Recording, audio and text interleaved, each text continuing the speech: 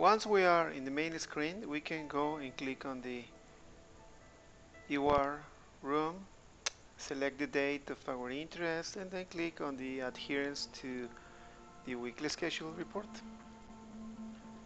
This is a living document that can be posted in a TV screen and get automatic updates every certain time.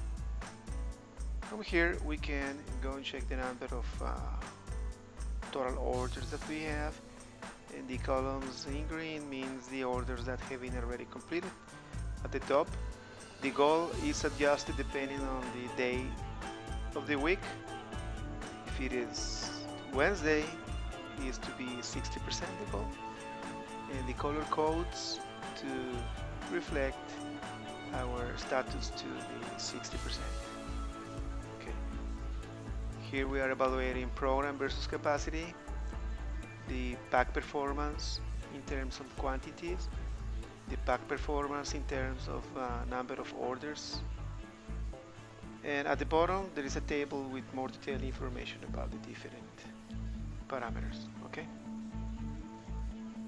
From there we can go and click on the today's status. We'll click on the age, and this is going to give me an executive summary that filters the information related to every single area, and it covers the percentage of the production plan versus the resources available, the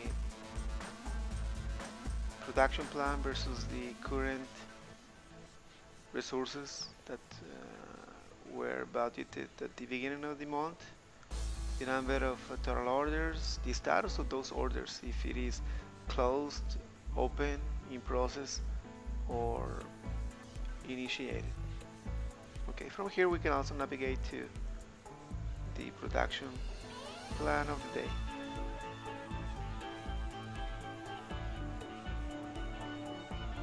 Okay, we can also do the same, but now a weekly summary. We can also navigate from here, but now it's going to give me the weekly schedules instead of the daily schedule as we saw before.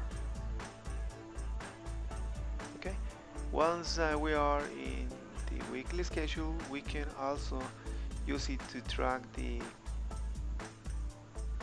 schedule adherence of the week by quantity or by the number of hours available. We can also check the number of resources that we are allowed to have in this particular area. We can also click on the what we call line rate, which is the number of resources assigned, the number of operators required, first shift, second shift, and third shift. And this is the history of how it has been moving.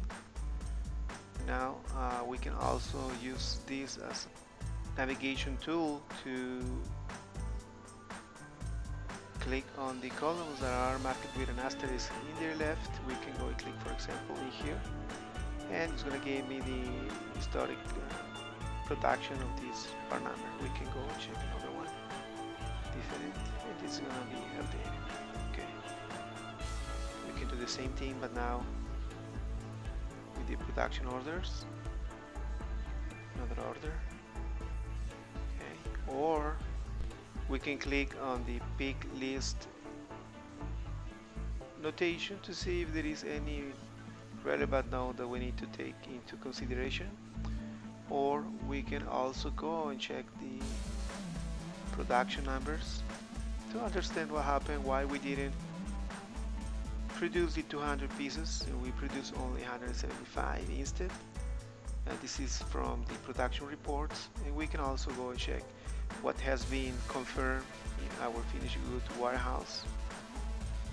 Okay, here are the 198 pieces. We can click in here, and it's going to give us the exact time the product was scanned.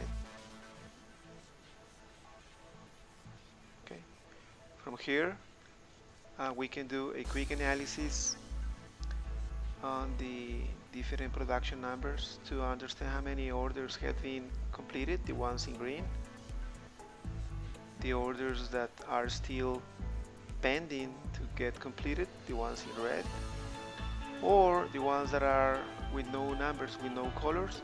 That means that have not been initiated yet.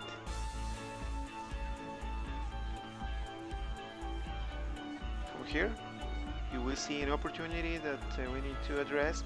We can click on the Oportunidad Kaizen and start a Kaizen activity.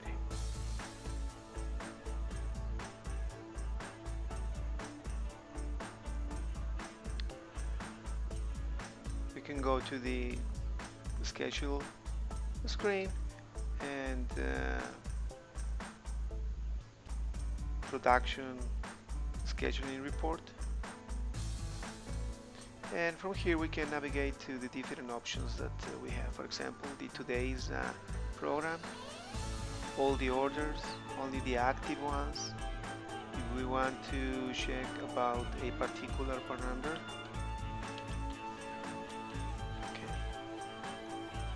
or a production center,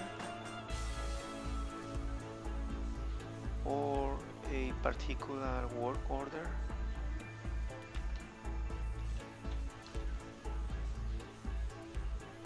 Okay.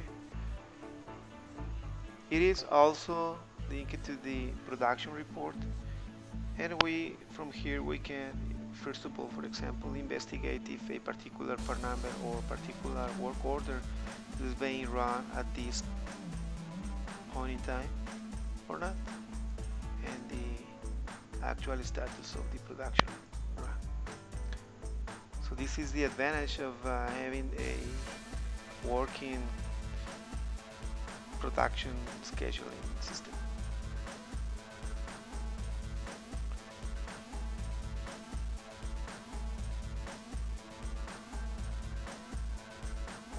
Thank you for your time.